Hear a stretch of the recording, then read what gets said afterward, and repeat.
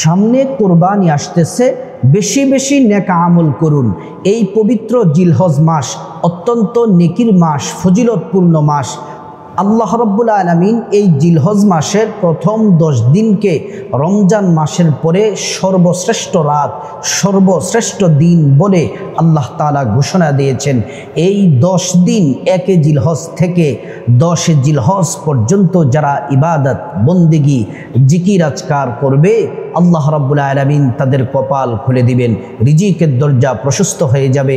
আল্লাহ রাব্বুল আলামিন রিজিক তাদেরকে দান করবেন। প্রিয় দিনদার ইমানদার মুসলিম ভাই ও বোন, আল্লাহর নবী সাল্লাল্লাহু আলাইহি ওয়াসাল্লামের সাহাবী হযরতে জাবের রাদিয়াল্লাহু আনহু বলেন, কেউ যদি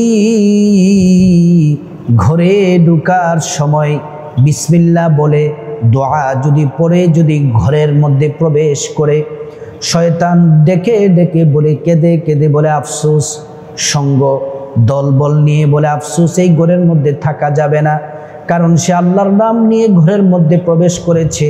আমরা সবাই বের হয়ে যাও, এই ঘরটা আজকের রাত্রের জন্য আল্লাহ তাআলা নিরাপদ করে দিলেন।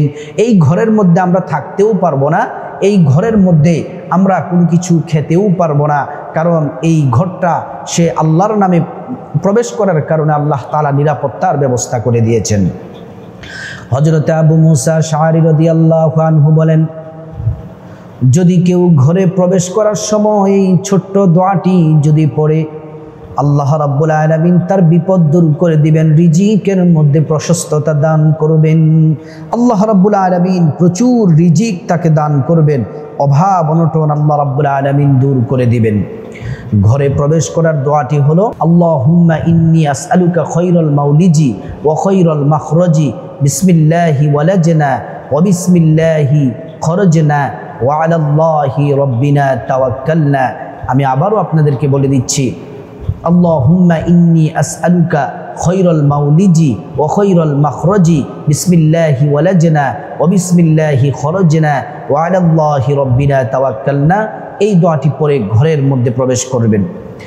একজন সাহাবী রাসূলুল্লাহ সাল্লাল্লাহু আলাইহি ওয়াসাল্লামের কাছে আসলেন, দরিদ্রতার অভিযোগ করলেন, ইয়া রাসূলুল্লাহ, মায়ার নবীজি, চতুর্দিক থেকে আমি দরিদ্র হয়ে গেছি, নবীজি আমাকে এমন একটা আমল দেন যেন আমি ধনী হয়ে যাই। আল্লাহর নবী বললেন, সাহাবী, যখন তুমি ঘরে প্রবেশ করবে অবশ্যই সূরা ইখলাস পাঠ করবে, তারপর তুমি ঘরের মধ্যে প্রবেশ করবে। সূরা ইখলাস হলো কুল হুয়াল্লাহু আহাদ আল্লাহুস সামাদ লাম ইয়ালিদ ওয়া লাম ইউলাদ ওয়া লাম ইয়াকুল লাহু কুফুয়ান আহাদ। আল্লাহর নবী সাল্লাল্লাহু আলাইহি ওয়াসাল্লাম বলেন, সাহাবী কিছুদিন পরে আমার সাক্ষাতে আসলো, আয়েশা বলল, ইয়া রাসূলুল্লাহ, আপনি যে আমাকে আমল দিয়েছেন সে আমল করি, কিন্তু আল্লাহ রাব্বুল আলামিন এত পরিমাণে রিজিক দিয়েছে, আমি যে এত অল্প সময়ে ধনী হয়ে যাব সেটা কোনোদিন চিন্তাও করি নাই, কোনোদিন কল্পনাও করি নাই। আল্লাহ তাআলা আমাকে এত রিজিক, এত ধন দৌলত দিয়েছেন যা আমি কখনোই চিন্তা করি নাই। আল্লাহর রাসূল সাল্লাল্লাহু আলাইহি ওয়াসাল্লাম বলেন, জিলহজ মাসের প্রথম 10 রাত 10 দিন অত্যন্ত দামি। সেই দিন রাত সম্পর্কে আল্লাহ তাআলা কোরআনের মধ্যে অত্যন্ত চমৎকার করে কসম কেটেছেন। আল্লাহ পাক বলেন, ওয়াল ফাজরি ওয়া লায়ালিন আশর, আল্লাহ তাআলা ভোরবেলার শপথ কাটলেন, ওয়া লায়ালিন আশর, এবং 10 রাতের কসম কাটলেন। মুফাসসিরিন কেরাম বলেন 10 রাত হলো পবিত্র জিলহজ মাসের প্রথম 10 রাত, অত্যন্ত দামি, অত্যন্ত শ্রেষ্ঠ। এই 10 রাত 10 দিনে আপনারা যদি 10টি আমল যদি কোনো মা বোন করতে পারেন, মুসলিম ভাইয়েরা যদি করতে পারেন, অভাব অনটন চলে যাবে। আল্লাহ তাআলা বৃষ্টির মতো রিজিক দিবেন, ধন দৌলতে বারাকা হবে, সংসারে অশান্তি দূর হবে, অসুস্থ থাকলে সুস্থ হবেন, সংসারে সন্তানগুলা নেককার হবে, দুনিয়ার সব প্রয়োজন আল্লাহ পূরণ করে দিবেন, আখিরাতে আল্লাহ রাব্বুল আলামিন আপনাদেরকে মহা পুরস্কার এবং জান্নাত দিবেন। আল্লাহর নবী বলেন, মা মিন আইয়ামিল আমালুস সালিহু ফিহা আহাব্বা ইলাল্লাহি মিন হাযিহিল আইয়াম ইয়ানি আইয়ামুল আশর। আল্লাহর নিকট জিলহজ মাসের প্রথম 10 দিনের আমল এতটা পছন্দ, অন্যান্য সময় এতটা পছন্দ নয়। রমজানের পরে সবচেয়ে পছন্দের সময়টি হলো আল্লাহর কাছে জিলহজ মাসের এই 10টি রাত, 10টি দিন। 1 নম্বর আমল করবেন। 10টি আমলের প্রথম নম্বর আমল হলো যখন জিলহজের চাঁদ উদয় হয়ে যাবে, চাঁদ যখন দেখবেন বা খবর যখন শুনবেন, চাঁদ ওঠার পর থেকে কুরবানি করা আগ পর্যন্ত, কুরবানির পশু জবাইয়ের আগ পর্যন্ত হাতের নখ কাটবেন না, পায়ের নখ কাটবেন না, চুল কাটবেন না, অবাঞ্ছিত পশম কাটবেন না। সম্মানিত মায়েরা আমার, মুসলিম ভাইয়েরা আমার, আল্লাহর নবী বলছেন যারা এই প্রথম 10 দিনে নখ কাটবে না, হাত পায়ের নখ কাটবে না, পশম কাটবে না, চুল কাটবে না, যারা কুরবানি দিবে এক তো কুরবানির সওয়াব পাবে, এই আমলগুলোর কারণে আরেকটি কুরবানির সওয়াব আল্লাহ দিয়ে দিবেন। আর যারা কুরবানি দিতে পারবেন না, তৌফিক হয় নাই, আল্লাহ দেন নাই, আপনারা আমলটি যদি করেন আল্লাহ তাআলা কুরবানির নেকি আপনাদেরকেও দিয়ে দিবেন। সুবহানাল্লাহ। 2 নম্বর আমল হলো জিলহজ মাসের 1 তারিখ থেকে 9 তারিখ পর্যন্ত রোজা রাখা, বিশেষ করে আরাফাত দিবসের রোজা রাখা, অর্থাৎ যেদিন হাজি সাহেবরা আরাফার ময়দানে অবস্থান করে ওই দিন রোজা রাখা।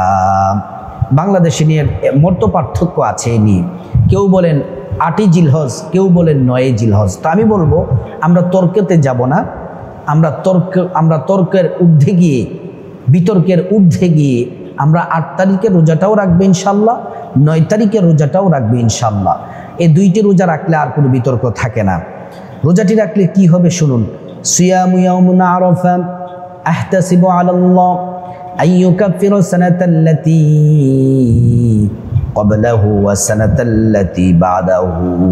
আল্লাহর নবী সাল্লাল্লাহু আলাইহি ওয়াসাল্লাম বলছেন, যে ব্যক্তি আরাফাত দিবসে রোজা রাখবে আল্লাহ তাআলা তার আগের 1 বছর এবং পরের 1 বছর, মোট 2 বছরের সব সগীরা গুনাহ মাফ করে দিবেন। আর যদি খাঁটি তওবা করতে পারেন, সাথে সাথে কবিরা গুনাহ আল্লাহ মাফ করে দিবেন। সুবহানাল্লাহ।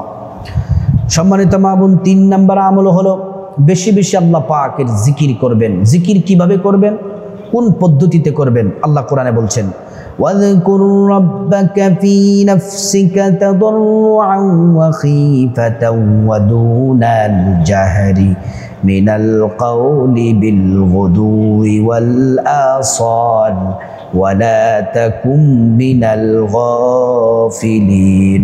আল্লাহ পাক বলেন, যখন তোমরা তোমাদের রবকে স্মরণ করবে, জিকির করবে, তাদররুআ ওয়া খিফা, বিনীত এবং অন্তরে ভয় নিয়ে, ওয়াদুনাল জাহরি মিনাল কওল, নিম্ন আওয়াজে আল্লাহ পাকের জিকির করবে। সুবহানাল্লাহি ওয়া বিহামদিহি।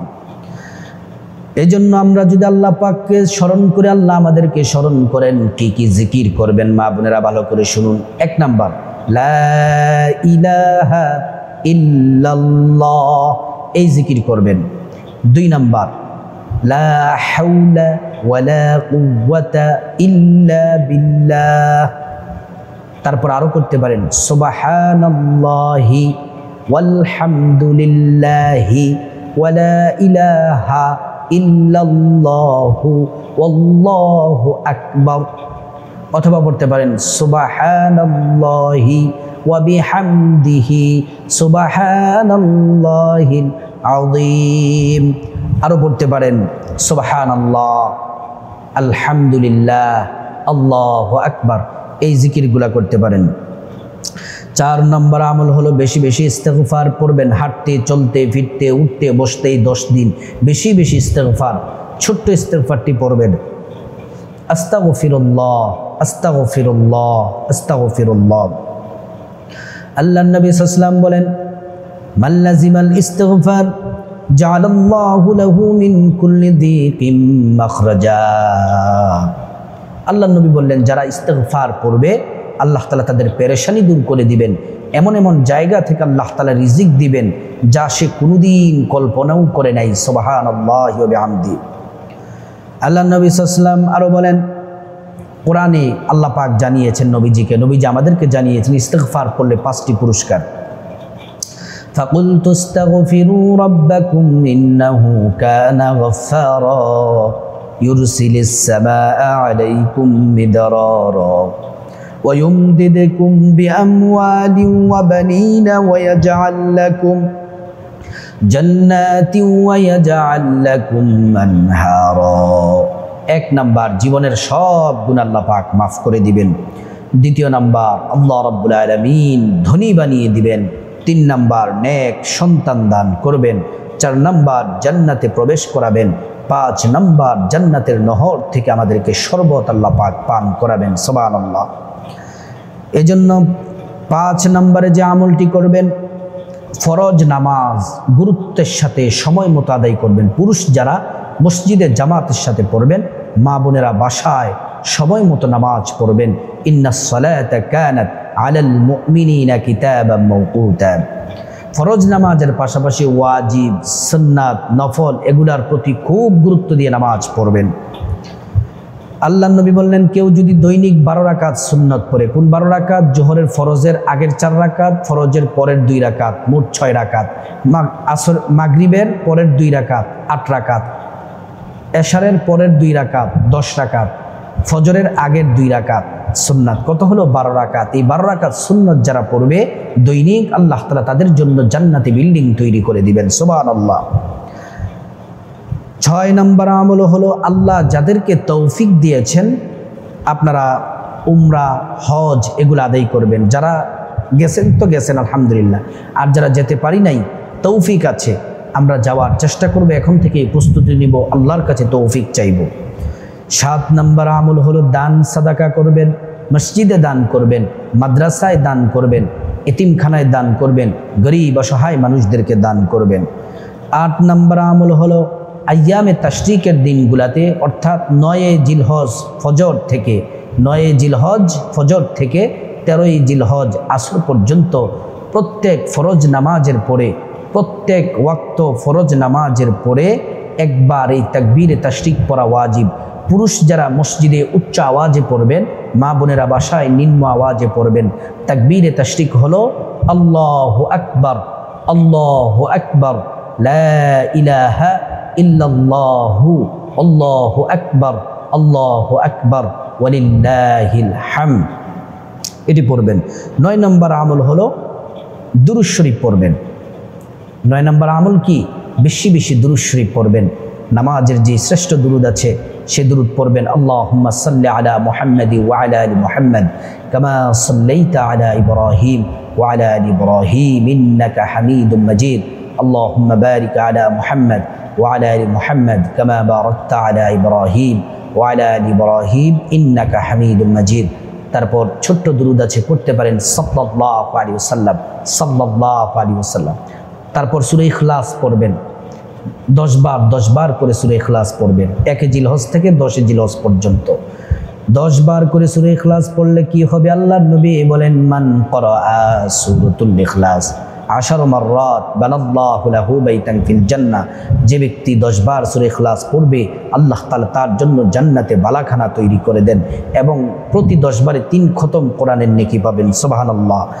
10 নম্বর আমল হলো, সামর্থ্যবান ব্যক্তি যারা আছেন, আল্লাহ যাদেরকে তৌফিক দিয়েছেন, আপনারা কুরবানি করবেন, নিয়ত পরিশুদ্ধ করবেন।